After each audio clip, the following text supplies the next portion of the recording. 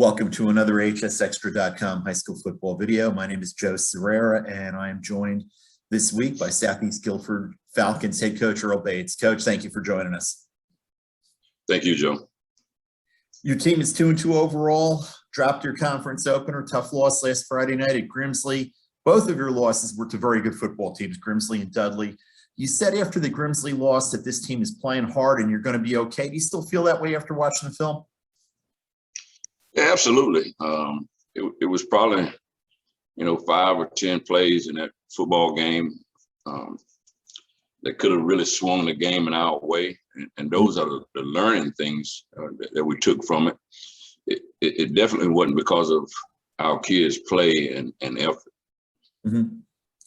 What's gone well through the 4 games and what hasn't?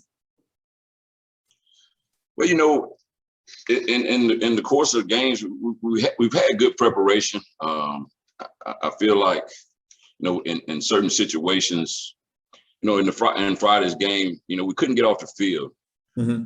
We had them in tough situations. Those are areas that we got to try and correct in the big football games like we have coming up this week. And then offensively, we had a couple opportunities where we could have really cashed in on some big plays that we didn't make, and that's has to do with the opponent too. You playing good football teams, that comes into play as well.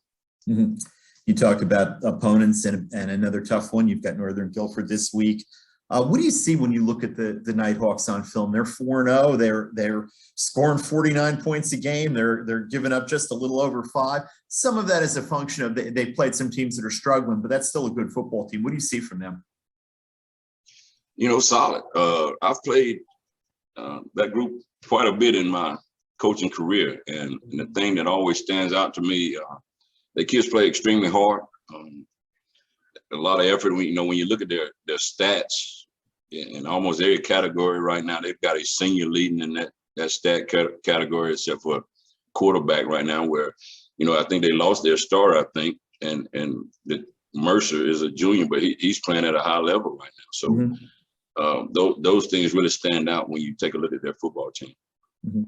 You mentioned quarterback play. You've got a junior of your own, Bryson Serrano. Made some really good plays on Friday night. There were a couple of times where he was in tough situations and couldn't quite make the big play.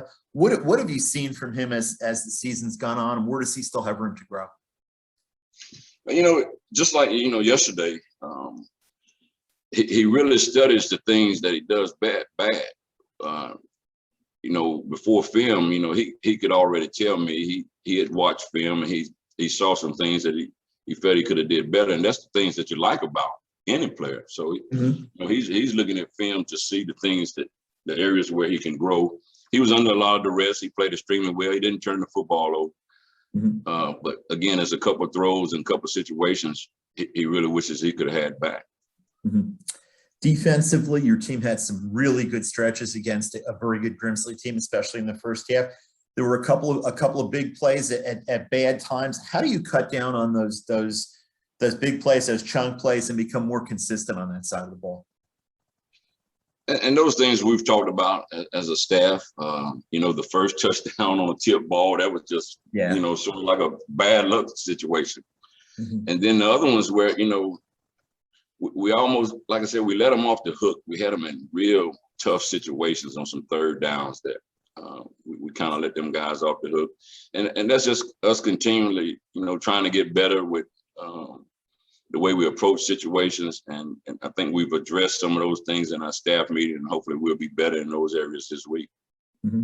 What are some of the things that your team needs to do on Friday night to come back from Northern Guilford with a conference win up there?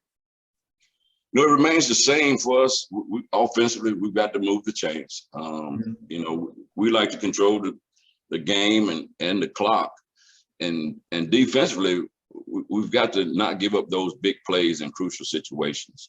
So it's going to be a tough task. They do a lot of things on defense that, a lot of people don't do when they send people from everywhere. They drop linemen in coverage. So they do a lot of different things. So we're going to really pay attention to what they're doing on defense. Mm-hmm. Some of what they do on defense, it seems like, and on offense too, is a function of they don't have a lot of bulk on either line, and that's kind of been a Northern Guilford thing. It just kind of how things luck one way or the other in the last few years. You talked about how creative they are with that on defense, especially. How do you prepare for something like that you just don't see a lot of? I mean, it's a different kind of style, but it's almost like playing Southeast Guilford when Fritz Hessenthaler was the coach, or Southern Alamance now. You don't see wing T offense very much. You don't see the kind of things that they do on defense. Sometimes no guys down in a stance. Everybody's standing up on the line, and you're trying to figure out which one's coming. Well, with teams like that, I always say it takes about a half a quarter to get acclimated to it, and hopefully that you don't get down to the point where you're trying to play catch up is what we've got to do again. But it also gives you opportunities if you catch them right, because it's guys moving all over the place, and if you got the right plays called and you take care of assignments, a lot of times you can get big plays. What we can't do is allow them to get big plays and the momentum by them confusing us. Yeah, that makes sense. Coach, we thank you for taking the time once again to talk to us. Wish you luck on Friday night. We'll see you up there at Northern Guilford. All right. Thanks, Joe.